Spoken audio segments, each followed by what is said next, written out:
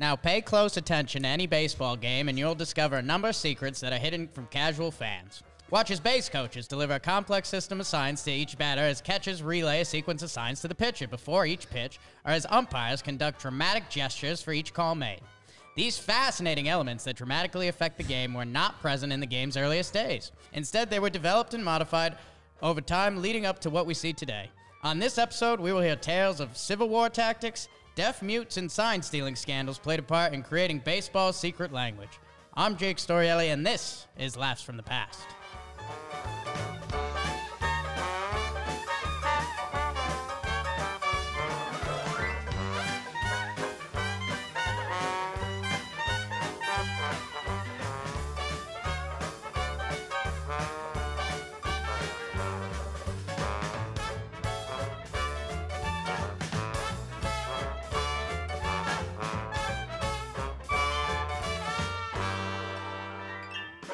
All right, what's up, everybody? It is Laughs from the Past, Season 6, Episode 6, and we have a special guest, Craig Calcaterra, baseball writer for NBC Sports, sitting with us. Our first time we ever had a guest on Laughs from the Past, just to let you know. I am honored. But we figured this was kind of right up your alley. You have a history, history background. You wrote a history book, basically. I wrote some history stuff. I'm interested in history stuff, and I'm old, so I remember a lot of things as history that are contemporary events for me. So, yeah, this is good. And you cover baseball for a decade now. It works, yeah, 10 years ago. What did you think of Jake's intro? That was fantastic. Thank you. I mean, that was, I thought I was in 1937. Dude, it's kind of a progression of time. You go from 1937 to the day Kennedy gets shot, right there. Boom. That was the death of the Mid-Atlantic accent, the day that Kennedy was shot. No one talked like that anymore after that. R.I.P. And yeah, we've been sucking up to Craig a little bit, almost further than I think we normally do, but you really are. Craig is perfect for this. We're going to make fun of some things. We're going to enjoy some history. If we're going to shit on something, let's call Craig out. Let's bring in the big guns. So this is going to be good. The secret language of baseball. As always, hold on. Let me give credit to our team of producers that I think they forgot to write their names on the sheet. So never mind. Luke O'Brien. Is it Sam Deutsch? Gag? It's not the best credit you've given. Some other people involved. Damn it. Write your names on here. I think Luke wrote this. Thank you to all the little people. Yeah. we'll give them extra credit next show. Craig, we already told you that it's about sign stealing. Or not sign stealing, but that's another thing in baseball right now. But signage in general. Do you have any background knowledge on it at all? I don't know. Nothing specific. Okay. I know that, the idea of catchers giving signs, the ideas of base coaches giving signs, the ideas of managers in the dugout flashing signs to the people on the field is a lot older than people think it is. But it has changed. It has evolved. It is a lot more sophisticated now than it has ever been. But I don't know the specifics. I couldn't tell you who came up with what. I couldn't tell you when it started. But I do know that it is older than it's almost as old as the game itself. Yeah, I mean, some of it seems like just natural. Like you're not going to say, "Hey, throw a curveball." You're going to put down fingers. Yeah, sloppy McGillicuddy from 1897 playing for the Mudville 9 was yelling out, "Throw a curveball!" And oh wait, what happened to the subterfuge? Fan in the 10th row was like, "They're throwing a curveball." Did you hear that? How did they know? So it seems pretty natural. Same with like the bunt sign, but I think. My brother, who is the producer of this, he said it's interesting. And then in the intro there, we had a deaf mute. Mm-hmm. Yeah. I felt weird letting that just rip in my Kennedy old-timey accent, just being honest. Usually they throw dumb in there, deaf, dumb, and mute. Well, if you... So this guy could talk, but he couldn't hear. If you use an old-timey accent, you can say all manner of insensitive things. Yeah, that's true. Because You're it's as if you're playing I'm just a role. quoting them, yeah. All right. Don't mean it. Here we go. Sign stealing early on became an established part of the game, although it will probably never be known when the first attempts were made. Baseball writer Dan Daniel. Yes. Who the hell named their Weren't kid you Dan? inspired by Dan? that was back when they only had like 5 names, and everyone was named either John Smith or something like that, and Dan Daniel was like an. I mean, Dan is short for Daniel, so this guy's name is Daniel. By the way, I went to school with a kid named Tony Anthony, so I like to throw that out whenever Anthony I can possibly say that. Whenever I can work that. just Dan FYI. Daniel. Well, Dan Daniel which is short for Daniel, traced allegations of sign stealing back to 1876. Damn. The year the National League was founded. So right from the very start, like we guessed. When that league's Hartford Dark Blues. Damn. I'm sorry. They only had 4 names, and they only had, like, all we could call our teams are colors. Who are we playing today? The Light Blues. I mean, I'm not a history guy, but I'm a proud Connecticutian, and I've never heard of the Hartford Dark Blues. Well, if you were on the Light Blues, it was like, damn those Dark Blues. Dark Blues. Those swine. Well, the Dark Blues were publicly accused of taking its opponent's signals. There was a little shack outside the park, hung off a telegraph pole. A lot of dope came out of that little office. What? Information. Is that That's the old word for information, Okay. like the straight dope. wow. Oh, yeah. We would have been talking about weed for about 20 minutes. Yeah. Now, back then, I think it was all opium dens. Okay. Good stuff. Though it would be years before this would be known as sign stealing, the players called it tipping of off the signs, clearly implying that it was the opposition guilelessly giving away the signs to those accepting the tips. The tactic had great natural appeal as both a challenge and an opportunity. That is one of the cool things about baseball. Like, stealing signs is awesome. Oh, yeah, and it's a skill, Yeah. right? It's like, I have no problem with that. That's pretty awesome. Do you know about the app now that they have? And they have it for Little League too.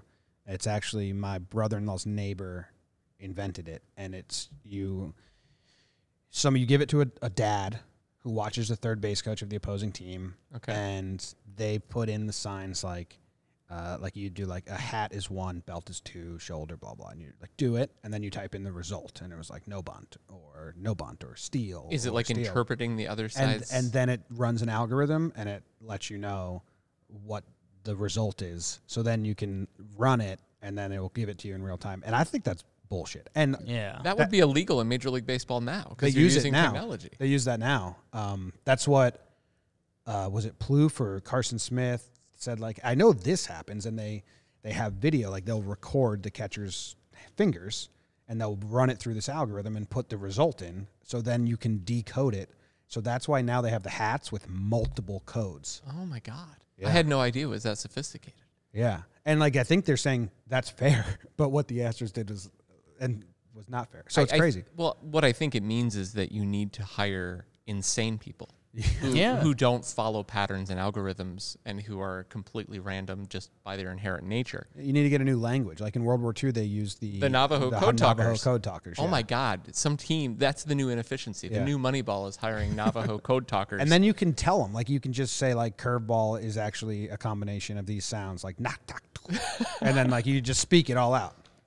This is amazing. That's, And it would help Major League Baseball's diversity efforts. If Joe Madden's listening, it's already been established for the Angels. No, he's too busy ordering penguins for opening day in Anaheim. Yeah, it's like we're doing a big symbolic thing for spring training. I'm not busy about this stuff. Signs and the lore surrounding them became part of the culture of baseball as the game progressed in its early years. Larry Corcoran of the Chicago White Stockings is widely credited as the first pitcher to work out a system of signals with his catcher. Corcoran's system involved his catcher moving a wad of tobacco to different sides of his mouth. And clearly the system worked, as Corcoran won 43 games in his rookie season of 1880. So he invented this his rookie season? That's pretty good. 43 games, that's not a bad year. Catcher was like, buddy, I only dip in the first inning. Like, no, I need it. And, back then, though, you started like 112 games, so winning 43 was Yeah, the that's equivalent true. of winning Couldn't you like just- 9 now. Couldn't you just move your tongue? Like, why do you have to have the tobacco in there? I mean, I think in the 19th century, everyone's vision was poor because things were in black and white and blurry. Yeah. So you couldn't see as well. I think that was definitely just, it felt cooler. These guys were probably young, in their young 20s, MLBs, and like, let's move the tobacco. When really they could have just done fingers. Yeah, Well, it might have been a product tie-in back then because They were selling. marketing. they're selling some, terribly racially insensitive brand of tobacco. And, this Corcoran guy or whatever his name is Baseball all for it. players use it. Baseball players. I can't. Every time I slip into that voice, I want to say terrible things I'm not allowed to say anymore. Yeah. So I can't do that. Okay. Good note. Write that down. Another account credits Silver Flint. That's great. He was good. With the tobacco signal.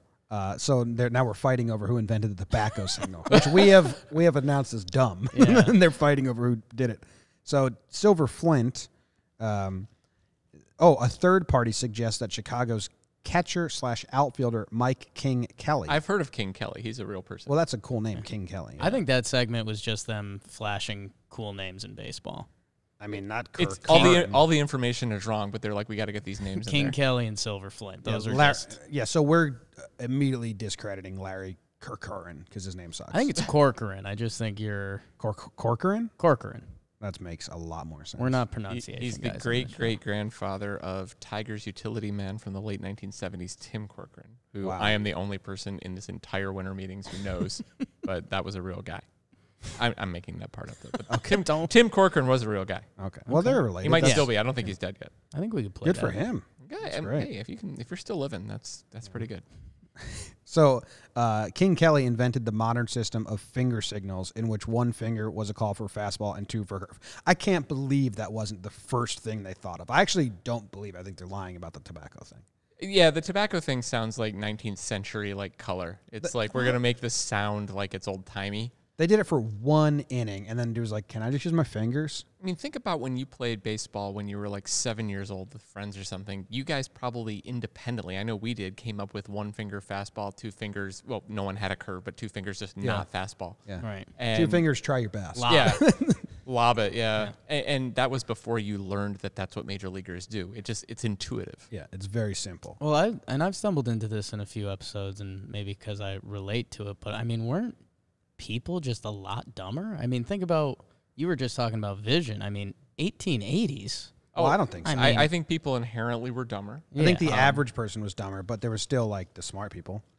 Like think about some of The smart people were all killed in purges. Someone that was alive in the late 1800s invented putting sound on a piece of tape, and that's the smartest person I've ever heard of. Yeah, but now I can go make a mixtape, and I am way better than Thomas Edison. Yeah, but if we went back in time, what would you honestly be able to like invent? See, that's actually a conversation I've had with people. Is okay, say either you go back in time or aliens come and take you, and they're like, please tell us about human progress. There's literally nothing I could tell them about anything. I could be like, well, they split the atom. How did we do that? I don't know. I have no idea how they did that. Yeah. I don't even know how a toaster works. It would just be that's madness. Interesting. How does a toaster work? I don't know how electricity works. It's that's the a electricity. Where's the electricity come from? It's stuff and things. That's the power and strength of civilization is also our weakness. No one individually knows how to do anything, but together we know how to do everything, and that just means we're all screwed. I could have invented the signs, though. I could have invented one. I think so, yeah. I would have been great at that. I'll give you that. Thank you. I will say that Wiggly 3 for an off-speed pitch is pretty up there. That's like next level. Yeah, I like that the tobacco thing. Like the guy was like, "Hey, you never call my third pitch," and it's like, "Where do you want me to put my tobacco now?" Yeah, you're out. I got left. I got right. I'm done. The system I am out of ideas. The system you put in place is a 2-pitch system. Got to spit. I still like how there's not really like a cool way for the catcher to say, "I want like high or low." They just literally put their glove up or down. I mean, we still see that, right? It's like, I'm going to set up inside. I'm going to set up outside. Yeah. All right. So this next part says coach's influence. Beginning in the late 1870s, as management became a larger part of the game, coaches began patrolling the first and third base lines. Wow. Their roles based on military convention. The manager was the general, and his coaches were lieutenants, conveying his instructions to the players to keep the offensive attack moving. A new kind of signaling then emerged called Whig Wagging after Meyer's Civil War signal system that allowed the coaches to pass along coded instructions to the batter and base runners. That is all like war. Like, you watch like Band of Brothers and they're like... Yeah, they got the flags, they're doing stuff. But, how sophisticated could this have been, right? Because at this time, our entire war effort was fighting, like, Spain. Yeah, or each other. Yeah, I mean, we fought Civil War, and then, most of us died. Mm-hmm. And those who were left beat up on Spain in wars that didn't really matter. Mm-hmm. And so we weren't really tested yet. Yeah. Well, they I mean, I guess, like, his bunt was probably pretty easy. It's probably like my high school signals. Like, if I touch my belt, that means bunt. So I stopped playing baseball. Like the highest level of baseball I played was Babe Ruth baseball, which is when you're like 14 and 15. It's pretty good. It's not bad. You got up there. No, I sucked, so it didn't matter.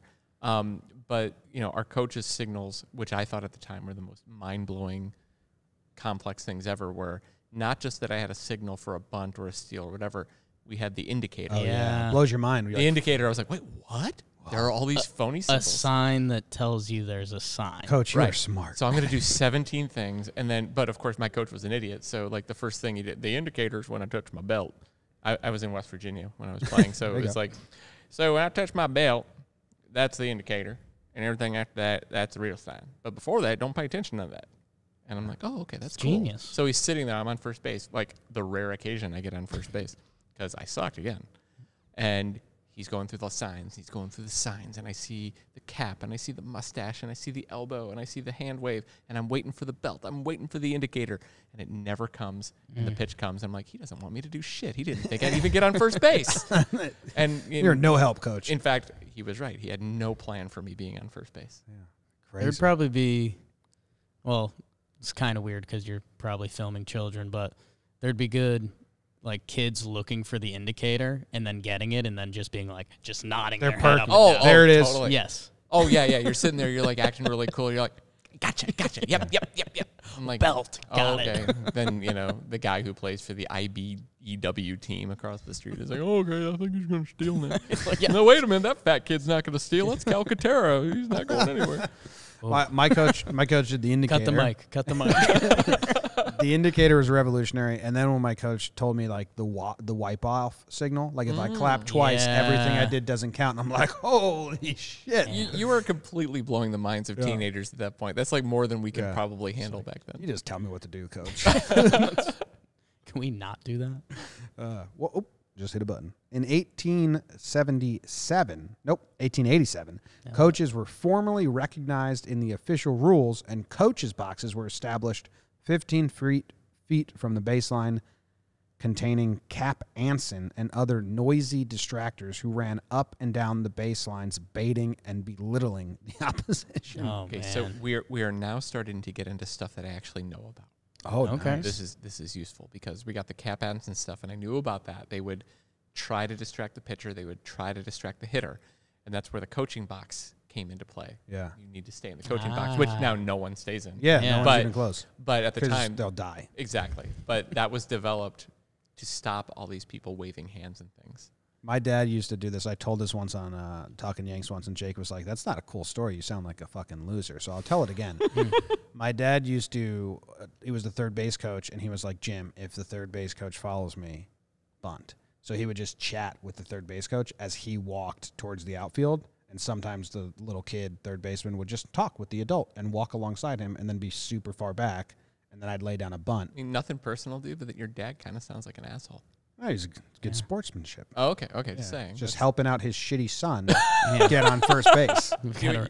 I would do that for my kid. Yeah. Jake, I told that once, and Jake was like, that's not cool, man. You sucked. Like, fuck. Can't let my boy look bad.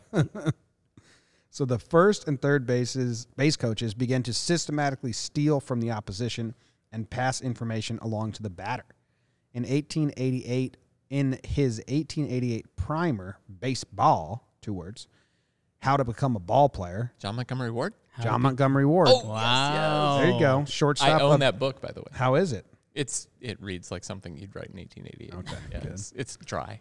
Okay. Shortstop of the New York Giants explained how coaches were in a fine position to steal signs from a catcher and then make some remark with no apparent reference to the batter, but really previously agreed upon to notify him of what kind of ball is going to be pitched. That read like some lawyer sentence. You're an ex-lawyer. So John Montgomery Ward actually had a law degree. So yes, and he became. See how smart I am? I could recognize. I can't understand it. Yeah, he wrote like a lawyer. It was like this very reads like an outline, but speaking it's terrible. Yeah. So let me try this again because Jake didn't get it. I got it, but Jake didn't, so I got to do it again. Thank you. The shortstop of the New York Giants explained how coaches were in a fine position to steal signs from a catcher and then make some remark with no apparent reference to the batter, but really previously agreed upon to notify him of what kind of ball is going to be pitched. Oh, so it's like So this when is, they call you if you had plays in basketball and you yelled out Tennessee. Yeah, my dad did it like if I say your last name, it's probably off speed. If I say your first name, it's probably fastball. Yeah. Come on, Jimmy, or come on, O'Brien. And there was a way clearer way to describe that than how John Montgomery Ward described it. Yes. Yeah. Damn. That's crazy. This known, the batter has nothing to do but pick out his ball and lay on it with all his weight. Man, I do not want to read this book. Ward said that the Giants had great sport stealing and transmitting signals in this manner during a winter tour of California. Oh, cool. I don't know what that means. Like they're barnstorming up and down California? So they used to do that. There was a lot of barnstorming. After the season was done, teams would go north, teams would go south. They would ride the rails. The Cincinnati Reds, on the way home, they would play their last series of the season in September in New York. And on their way back to Cincinnati, they might play a team of coal miners in West Virginia. Yeah. And they'll play 3 games with them. And the way they would make it fair is that the Reds pitcher would pitch for the coal miners team, and the coal miners pitcher would pitch for the Reds. And it would sort of make it fair. That's and they cool. would do that. And then in the winter, on the way to spring training, which wasn't really a formal thing back then, they would just be like, I'm going to go from St. Louis out through California, loop around, play a bunch of semi-pro teams and whatever, and get into shape and get back to St. Louis in time to play Chicago. But then they outlawed it because I know Babe Ruth got suspended for barnstorming there was, in 1919. So it was like anything else now or then. There was sanctioned barnstorming Oh, and unsanctioned barnstorming. And if you were sort of barnstorming under the imprimatur of the New York Yankees or something and they were making money and getting a cut, you're fine. But if you were just going on your own and you were being the bashing babes and the walloping loos or whatever that thing was. Then You're going to love this sentence, but what's the name of the cult we just did an episode on? Because I think it would be right up your alley. House of David baseball team. Have you ever heard of them? I have the poster in my room at home. That was one of our episodes, yeah. You know what? I think I saw you guys tweeting about that. I actually own a House of David, promotional poster, like a reprint of a House of David poster. I just put all that together in my head, and I was like, yeah. And it's like sitting on my bedroom wall is the House of David thing. And there's also a graphic novel, The Golem's Mighty Swing, which everyone should read. I can't remember, as I'm sitting here, who wrote it. Came out a few years ago, a couple decades ago. I can't remember how old it is. I've had it for about 10 years. The Golem's Mighty Swing. By James Sturm. Yes, that's it. And it is about a barnstorming sort of fake Jewish baseball team. They would pretend it's House of David, but under another name. And guys would grow their. Some of them. No, were, we swear we're Jewish. Well, many of them were, but of course you would, like any other team, you would get ringers. Right. Oh, okay. And so the whole story of the Golem's Mighty Swing is that they got a black guy who would not be allowed to play anywhere else, and how can we put him on our team and claim he's Jewish? And because we want this guy because he could hit home runs 5,000 feet. And they claimed he was the Golem from Jewish lore. It was like pro wrestling, right? And he would come out and he would be like, "We have created the Golem." It was like Bear Jew. Exactly. Yeah. Exactly. Yeah. And yeah, it was definitely like Inglourious Basterds or whatever. And that's the story. But it's a great graphic novel about a team that's like the House of David baseball team. Crazy. Go read that. Best read you'll have this year. A dramatic example of the value of a coach's signs involved left-handed batter William Ellsworth Hoy, an extremely talented deaf mute. Dummy Hoy. Dummy Hoy was his name, who carried the unfortunate nickname of Dummy. But that's not that unfortunate because back then, dumb just meant you didn't know how to talk. Yeah, at the time that was accepted, and he, from what I've read, he embraced it. But now he would never do that. I mean, he didn't know what people were calling him. He was deaf. He had no idea his name. I think they're all calling me David. Yeah. What? Oh, God. Okay, I'm sorry. Although writers of the time were always quick to point out that he possessed far more than the average degree of brightness. Hey, this guy might not be able to talk or hear, but he's smart. How do you know? To be honest, I believe he was kind of smart, but how do you? My guess is, like any other hearing impaired person, he could probably read lips extraordinarily well. Yeah. And my guess is he could probably steal signs better than any of us could today. Read and write, right? Yeah. I had lunch one time in New York City, and there was a group of deaf people and blind people hanging out. The blind people would touch the mouths of the deaf people to hear, and I was just so impressed with humans. So that's amazing. We adapt. So you couldn't do that. Don't say we. I'll try not to go too far on this little tangent, but when I was growing up, my next door neighbor, he was a good friend of mine. He was a couple years older, so I looked up to him a lot. He was an older kid, and his name was Willie. And his parents were both deaf, and they met because they both taught at the school for the deaf in the town where we lived. Willie wasn't deaf, but his parents were. And so he knew sign language, but he could hear and everything. And he was a good baseball player, and he taught me a lot of baseball and everything.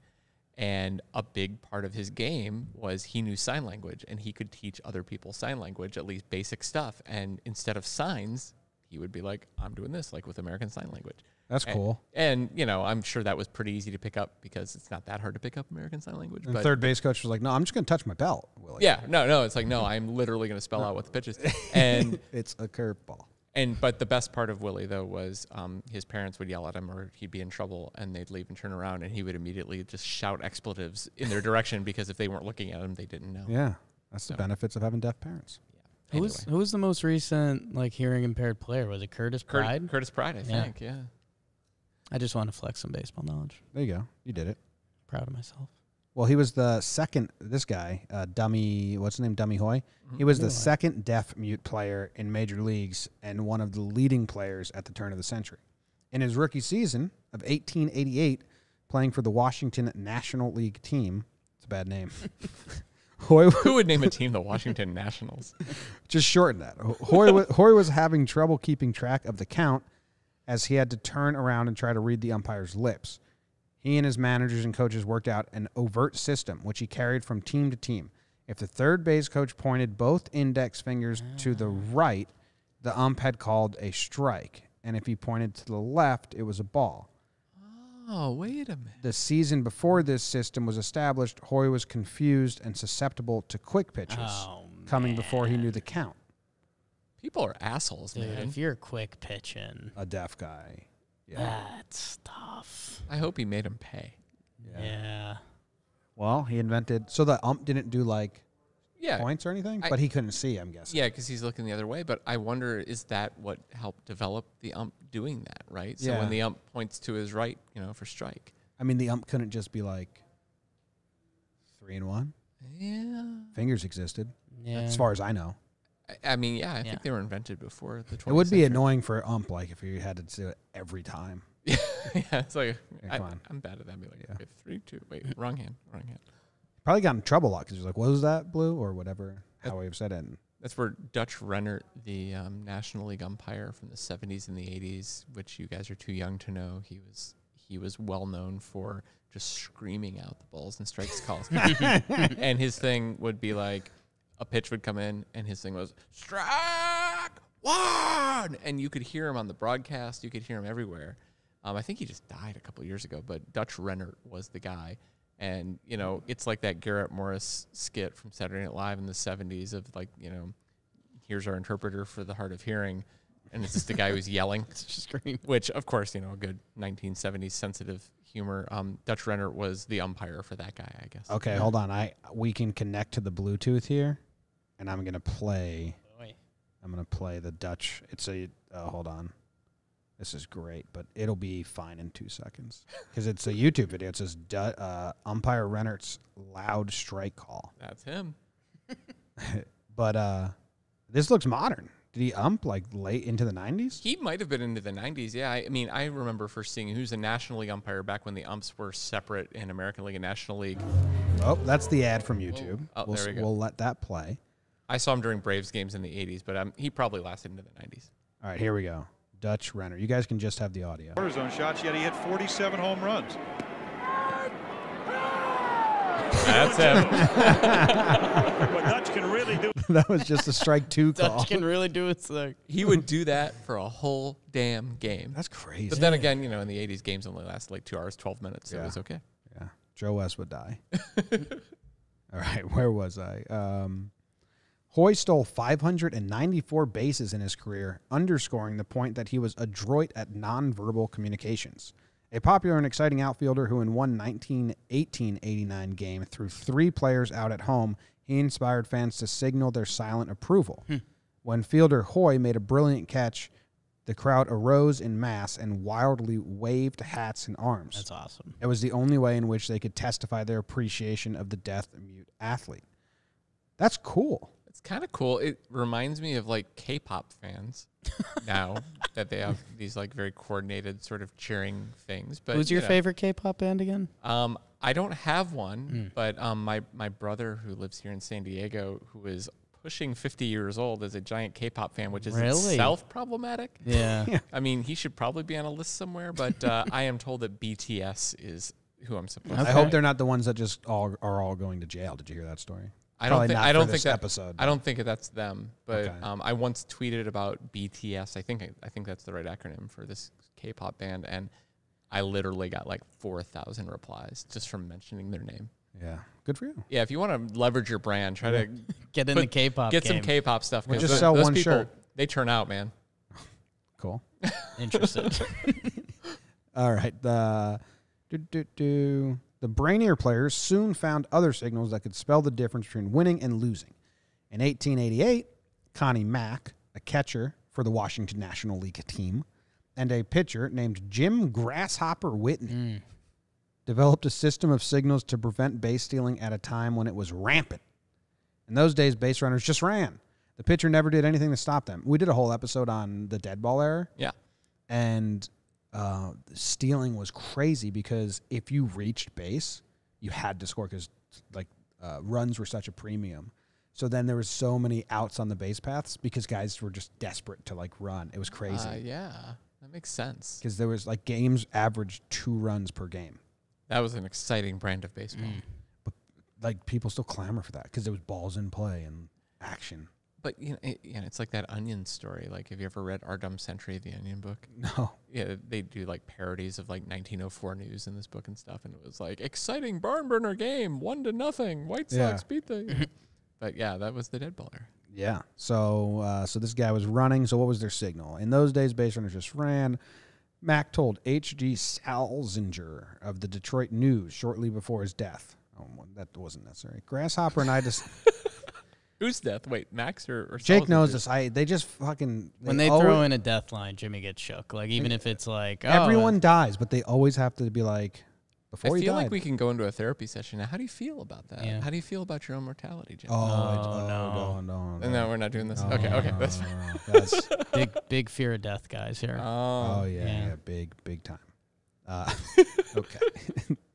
Where was I? So Grasshopper's running rampant. In those days, base runners just ran. The guy died. I told him that I would watch the base runner, and when I saw one of them taking an extra long lead, I would move my right foot. Grasshopper would then go through with his full windup, but instead of pitching to the batter, he would whirl and throw to the man covering the base, do a pickoff. Max said that it severely cut down on base stealing. They invented the pickoff? Yeah, I mean, things were exciting back then that don't seem exciting now. Now they do the thumb. It used to be a right foot out. Right, but some good foot movement is actually a better thing for a throw to first. Well, the runner on first can see the foot movement. Yeah, pretty you can't easy. see the thumb. Can't see the thumb, I guess. Yeah. Or I mean, a lot of it's signaled from the dugout now, so the runner's not looking at the dugout. But did people boo back then, just like they boo now when there's a pickoff? Ooh, that's a good question. Like, what are you doing? That's horrible and unconscionable. Boo, boo you. Yeah, next thing that Manfred's gonna like cut down is he's only 4 pickoffs per inning. Oh yeah, there'll be something like that. But we're in an era now where even if they couldn't do any pickoffs, we'd still like the stolen base leader would have like 27. Yeah. It'd be so boring. No one steals anymore. It sucks. Yeah. All the geeks came and they ran the calculations. They're like, not worth it. Yeah, I know, but it's like I was a kid watching Vince Coleman steal like 107, and I know Vince Coleman sucked, but it's like there was something really cool about seeing someone steal 107 bases. Yeah, we were talking to Baseball Brit. I don't know if Joey. You know I know him. Yeah, I met him last year. We had him on earlier today on Talking Baseball, and we were talking to him about how like it's so cool when you have like Juan Soto up and he's a high fastball hitter and he's facing Cole and he's a high fastball pitcher, and like when you have that intel, you're like, oh, let me lean forward for this at bat. Same exact thing when you have a base stealer on first and he's taking off and you're like, okay, when's he going? When's he going? And that's kind of lost us a little bit. It has. And, I'm going to age myself again, but, one guy who was a defensive first catcher in the 80s that a lot of people have forgotten about is a guy named Mark Parent. And I feel like he was with the Expos, but he probably played for a couple of other teams. He was a very good defensive catcher. He couldn't hit a lick, but he was very good at throwing out base runners. And whenever you saw him catching and someone who could steal bases on the base paths, it was a very good matchup. And you're just like, I don't care what's going on in this game. Both these teams suck, but Mark Parent's behind the plate, and there's somebody's going to steal. What's going to happen? We don't have that at all anymore. Yeah, no. Who's the biggest? I mean, it would be like Yachty or Molina versus... The Mariners have a bunch of base stealers. It'd be like D. Gordon or... or Smith. Who's Billy Hamilton? Yeah. Yeah, there you go. Yeah, except he's never on base. So Yeah, that's his biggest problem. Yeah. Well, scientific baseball had arrived. Now we're talking about defensive positioning. And increasingly, books and articles appeared that referred to the game as one of the brainwork and mathematical precision. As one of brainwork. In 1889, Fred Pfeffer, Jesus, the bare-handed infield star and a tactician with the Chicago White Sox of the 1880s. Wait. Bare-handed infielder? I guess so. Look him up, Jake. Fred Pfeffer with a P before the F. Is this sort of how, like, Kevin Von Erich was a barefooted wrestler in the 80s for, Maybe it's like Shoeless Joe wrestling. Jackson thing. It was just a one-time thing. And then it was a name that came. I'd like to think he was Pfeffer still doing. was one of the last bare-handed fielders in baseball. What an idiot.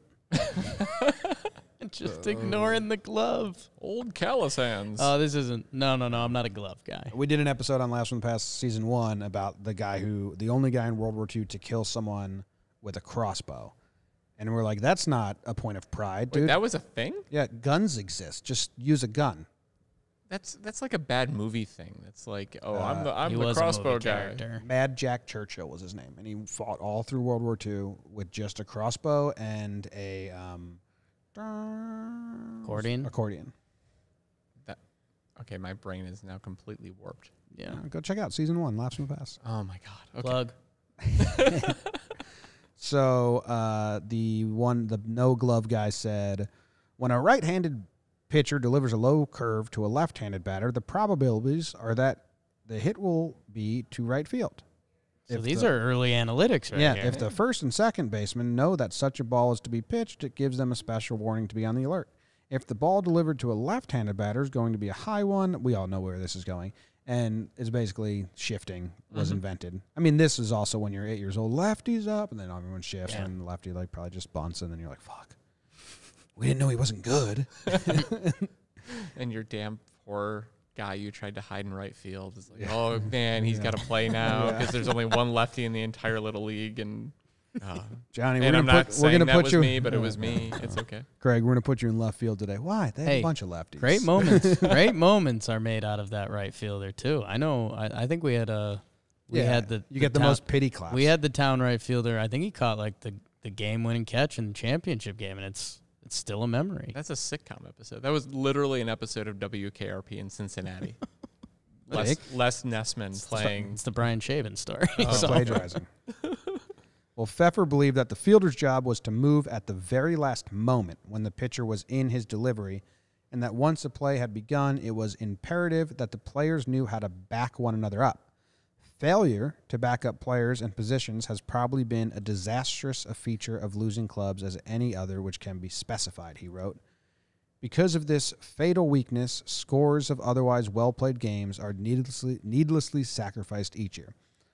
Hold on. Like, I don't get this. Do you guys know Voros McCracken?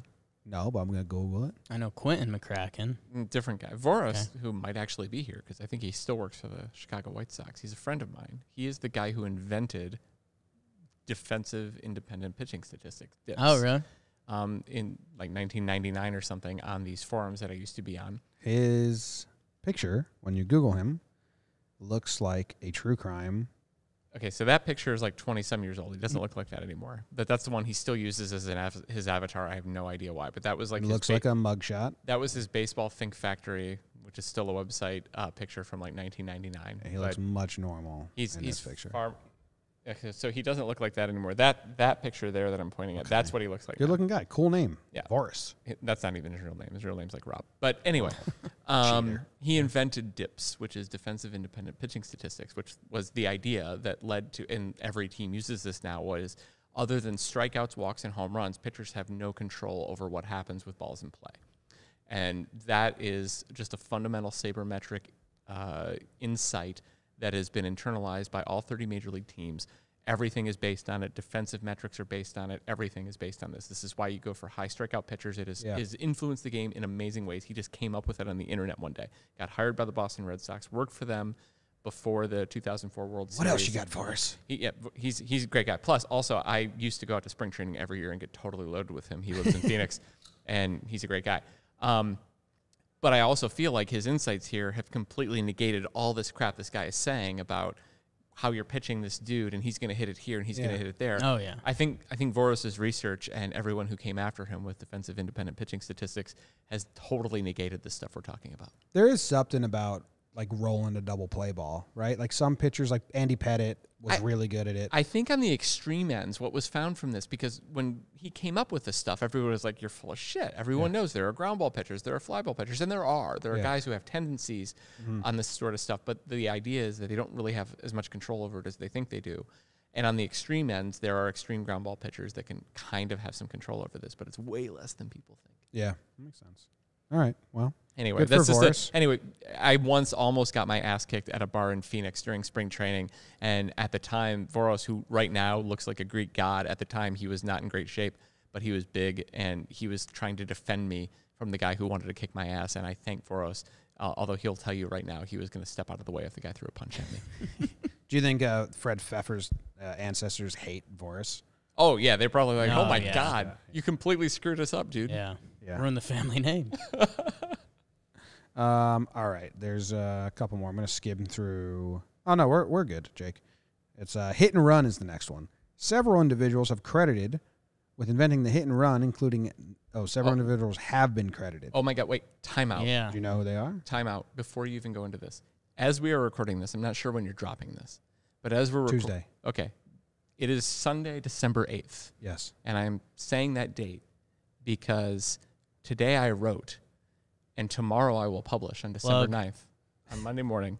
NBC Sports. NBC Sports. I every year I put out my most handsome managers list, which is a stupid, fluffy thing. Okay. God, okay, well, can we do that on Talking Baseball like tomorrow? We can, and I'm not going to talk about that now, but this is important for the hit and run. Okay.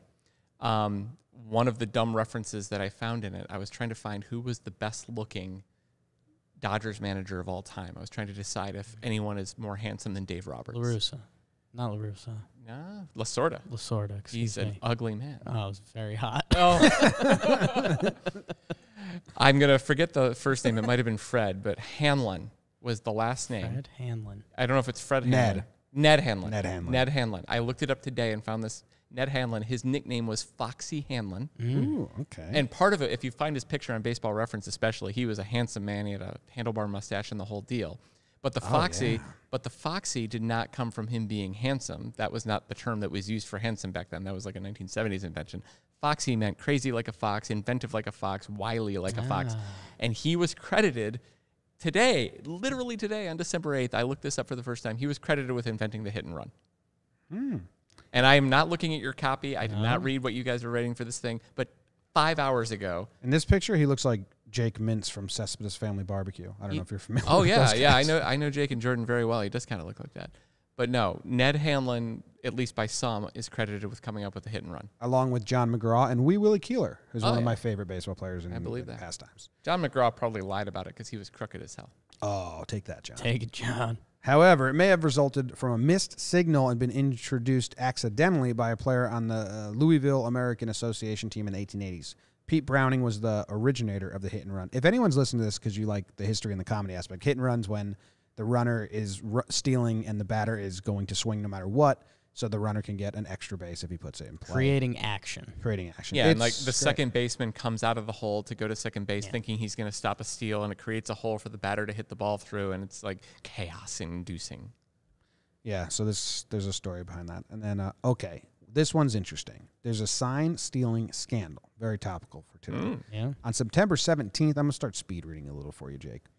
On September 17th, 1900, in the third inning of the first game of a doubleheader between the Reds and the Phillies at Philadelphia's Baker Bowl, my favorite old stadium, the 4,771 fans in attendance were treated to one of organized baseball's most outrageous moments, a scene unequaled before or since. Cincinnati shortstop and team captain Tommy Corcoran. Corcoran. Damn, I suck. His grandson.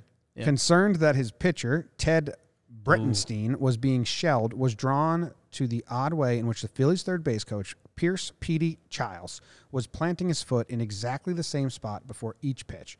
Subtly, Corcoran let out a loud yell and ran across the third baseline and began frantically kicking the ground around the third base coaching area, using his spikes and hands to remove large clods of dirt. Fans thought he had gone mad. Within moments, the groundskeeper, umpire Tim Hurst, both teams, and several police officers surrounded Corcoran, who eventually unearthed a small wooden box containing an electrical buzzer and with wires attached. Guys. Holy crap. Cincinnati and the other teams in the league had become suspicious that the Phillies were stealing signs at their home park. Joe Dittmer, in his definitive investigation into the incident, noted the Phillies had the best home record, 36-20 in the league. Yet on the road, they ranked fourth with losing Ledger 24-35. Guests had suspected foul play since the prior season, but could never quite satisfy their suspicions until the day when the Phillies were caught with their hands and feet in the cookie jar. In the following days, a picture emerged of a scheme run by two men. Morgan Murphy, a third-string light-hitting catcher with the Phillies who had sat out the 1899 season, was assigned to the club's center field clubhouse. He sat by a peephole where he used binoculars to steal signs from the opposing catcher. Murphy employed a Morse code rigged system into an underground telegraphic system to signal Coach Childs as the upcoming pitch, 1 dash for a fastball, 2 for a curve, and 3 for a slow ball or change of pace. Childs stood with his foot above the device and felt the signals as vibrathrobs, which is a weird vibrations. Do you want to pause and talk about this before I do the conclusion I'm of it? just telling you right now, this is A.J. Hinch is sitting 3 years ago, in his study in the off season with a glass of brandy next to him, looking at a baseball history book, and he's like, So this is a fantastic idea. I think we can make this work, and we can win Craig, the 2017 World Series. You've seen my shtick, and you know I'm okay playing the jester. Yes. What's the face I'm giving you right now? He is freaked out. He is like, holy absolutely shit. Like right now, I'm telling you, he looks completely freaked out. Your mind is blown. Like, I think there's a dot to be connected here. You I think Hinch is a time traveler? I'm not saying that for sure. Maybe. I think there's a chance, but like, I don't know. Like, this isn't that far away. Like, and I'm picturing this whole Astro scandal, and we can't fully deep dive into it, but think about who these people are. They brought in non-baseball guys to research how to win baseball. Yeah. And they used like, this came across someone's face. And the only reason they did not beat a trash can was because back in the early 1900s, they just threw trash on the streets. So they didn't have, no one cared. So that's why they did. I'm a little shook by that. You look shook, I just believe. To be honest. Well, confronted with the evidence, the Phillies brass denied everything. Murphy was quickly dubbed the Thomas Edison of baseball. Kind of cool. And Childs was similarly ridiculed. That's getting like a foot massage all day at third base. That's pretty cool. Yeah. That scene must have been incredible at the Baker Bowl. Oh, everybody's of course, and it's Philly fans, right? So everybody's like, "Oh, why is he digging?" It's never not been Philly fans. So it's like, I'll stop. I was gonna do he puked on another fan reference, but rip, that guy died. So Okay. Before Cincinnati left town, Childs, I've decided I'm pronouncing that name Childs, Sure. staged a mild act of revenge by pretending to be receiving signals through his feet. This time, when the Reds charged the spot and dug it up, they found a plain board with no wires or buzzer that Childs had planted earlier that morning. You got them, Childs. Yeah. Hellacious prank. yeah, pranks back then were Remember not that very time? good. You guys think I'm cheating again? Nope. Just that last time when you caught me. I sure have showed you, Childs. People headed to Brooklyn, where on September 29th, Murphy was accused of stealing signs from the window of a tenement with a pair of binoculars and flashing signals to Childs with a folded newspaper. So they didn't stop. They went backwards. That's a little message. Oh, man. Damn. So that just means that the Astros and Hinch are now doing something even more primitive. Mm-hmm. Yeah. Yeah. There's a storm of protest and accusation and proposed punishment. The Brooklyn Superbas. Superbas. What the hell is that? That was their name. They were called the Superbas for many years. Damn. The then nickname before they were the Dodgers, which is the funniest nickname because they had to dodge the trolley, otherwise they died. They were also the Brooklyn Bridegrooms for a while. Oh, it's like the Braves of the 90s. Yeah. Others pushed for a new rule that would make the umpire take a roll call of both teams before the game began to make sure that a coach or non-starting player was not working out a sign-stealing system. That doesn't matter. Nothing can be done. Rather than deter others, the Viberthob episode seemed to encourage them. The next season, the Phillies' crosstown rivals, the Athletics, were implicated when a club employee, also named Murphy, stationed himself on the roof of a building across from the stadium and picked up signs with the help of high-powered binoculars. As a little message to Manfred right there. Yeah. Gotta lay down the law. I would say so. If you don't punish somebody, there will just be copycats. There will be other people doing it. Oh, my God. I'm picturing... Well, you'd be the guy nuts enough to do it. We're, end of the day, we're kind of soft, but I'm picturing like a Rob Manfred press conference this week and being like, do you find any correlation between this and the Brooklyn Super Bras incident? The Baker Bowl in 1880. Yeah, but Commissioner Manfred, can you tell me how Mr. Childs' scheme with the Vibrathon plays into what you're going to do with A.J. Hinch and distributive justice and deterrence? I would love to hear the silence in the room after that question. Manfred's a lawyer too, right? So he'd like look at me witheringly for a little while, and then he'd say, "I don't believe this is a similar situation, Mr. Calcaterra." And then he would have people come and kill me. All right, this is the last paragraph. It's about the umpire language. Amid the proliferation of sign stealing, umpires began to use signals to announce their decisions publicly in order to give the fans a better idea of what was going on. That still doesn't exist in MLB. They need to do that. Crowds were growing larger, and it was becoming harder to hear umpires' bellowed verbal calls. Like so many other elements of baseball history, it is hard to determine exactly when this practice began. In a letter to the editor published in March 27, 1870, New York Sunday Mercury, the Cincinnati Red Stockings manager Harry Wright wrote, "There is one thing I would like to see the umpire do at a big game, and that is raise his hand when a man is out. You know that noise there is I can't believe they had to like come up with this. For this. You know what noise there is always dumb. when a fine play is made on the bases and it being impossible to hear the umpire. It is always some little time before a player knows whether he is given out or not." So wait a minute. How did this happen, right? So there's a huge play. I mean, and granted, they didn't have 50,000 people at a game, but you had a lot of people, and people were loud. And a play happens. Does the umpire just go, "Oh, Yeah, that's what I'm. No hand. So he just stood there. Out. But no one hears it. Yeah, that is so weird. You know, when they teach you to pull an apple off a tree. Out. Oh, I never knew that. Did you do like school or something? So I shouldn't say when they teach you that. When the one guy taught me in 2003 in Lake Zurich, Illinois, it was out. Well, the other thing, and I don't know, again, we assume a lot of people are baseball fans, but like the way you're taught, you're supposed to call strike and do the hand movement and strike and however you do it. Ball, I was taught, and Nothing. again, my 12-year-old umpire class, but you do nothing. Right, yeah. Which, Ball is just ball. Yeah. I like the umps that say outside, little outside, yeah, little you can hear inside. that. Yeah. That's up. I like those. But I feel like before the hand signal thing at first base or whatever was like, the guy with the NPR voice, "You're out." Yeah. Wait. I'm sorry. I didn't have enough vocal fry there. Here we go. "You're out. You're out. I'm Ira Glass, and you're out." The batter sweaty balls. is out. Oh, that better's safe. It's be fun. So that's the history of all the signs. That was kind of some interesting stuff in there. Good job, producer Luke. On some level, I'm impressed, and on some level, I'm like, Jesus Christ, people were idiots in the 19th century. How did we survive as a species? Yeah.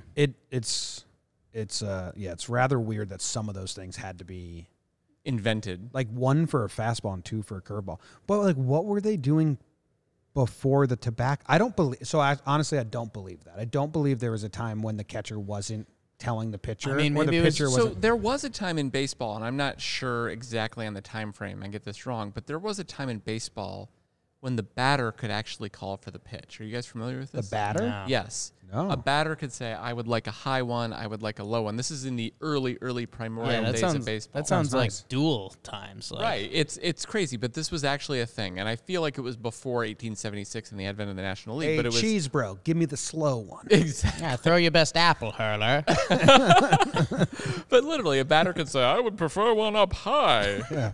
and Kinda that was like being a It's like home run derby. machismo. yeah, it was a thing. If you can get your high pitch past me. I mean, you're that a was back fellow when it was man. like, 18 balls is a walk and 17 strikes is a strikeout. But yeah, that was a thing for It's a pretty while. cool. I think it would have been better if that was the case. Can you imagine that now? Like Excuse me, no more curveballs, sir.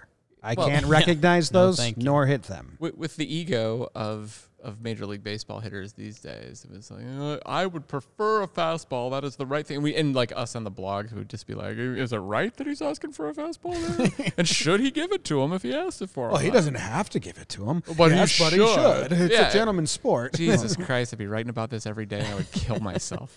Speaking of Who killers, asked for the most fastballs in the league? It's like Freddie Freeman demands the most fastballs in the year 2019. I think this has been a joking topic. Yes. But I think we've got the pundits here to discuss it. Why should catchers give signs? Like this goes back to kind of where we are in baseball, but why wasn't it like the hitter is supposed to react to pitches? How come it's not the pitcher's decision to decide what he wants to throw and the catcher just has to react back? Well, the there? hitter's looking at the pitcher, right? Sure. So he can't look at the pitcher, but the pitcher can shake off. But I'm saying there's no even signs. Like the pitcher just mentally 'cause decides, the and the catcher has to react. Because the catcher's Like- on the pitcher's team, like getting crossed up, you can get Yeah, really that's- hurt. Yeah, that's right, really but bad. the batter has to react. I think it's But just it's not it's a gonna matter hit of him. catcher skills. They have to catch it with their glove. A batter tries to hit it with a I don't think bat. you've ever been crossed up. Like Charlie Benson. There crossed would me. be no crossed up. You're Why? not expecting anything. I think No, that'd be there- worse. You still would be crossed up. You can't just sit. You have to, like, if a 90-mile-per-hour fastball is coming, you have to know it's coming. Yeah, I think that would be bad. I news. think that's a mental hurdle. No. Like So I- Charlie it's going- Benson crossed me up in high school. Right, but that's because you're expecting something. Let's talk about Charlie Benson. How does this fit in with your fear of He, death? he Yeah. Charlie Benson threw like 80 our freshman year. That's a lot. That's Yeah, high for he- back then. Yeah, He was good. He like touched 80 as a It's freshman. UMass. And he crossed me up. I was catching him, and I didn't see that he changed from curveballs in warm-ups, and it just fucking rocked me right in the face. And it blew me away that like crossing up is that scary. Yeah. Like how much your brain. It probably like, makes you appreciate catcher skills way more Oh yeah. than most of us do. I had a guy, again, Babe Ruth, and this guy probably threw 68 miles per hour, which was pretty hot for back then. And his name was Steve Parsons. I wonder what Steve Parsons from Parkersburg, West Virginia is doing now. But Reach out. I got you. yeah, Steve Parsons, Parsons. Parkersburg, West Virginia. Leave I a have no 5-star idea. review, Steve. He would probably been born in 1972. I think he was a year older than me. Gotcha. He's pitching. I'm catching. I was a terrible catcher. And he threw very high heat, and he had a horrible curveball. And he threw a fastball that he thought was going to be a curveball, but it ended up being fast. And he hit a guy right in the face, and he knocked him over. And the guy was out cold.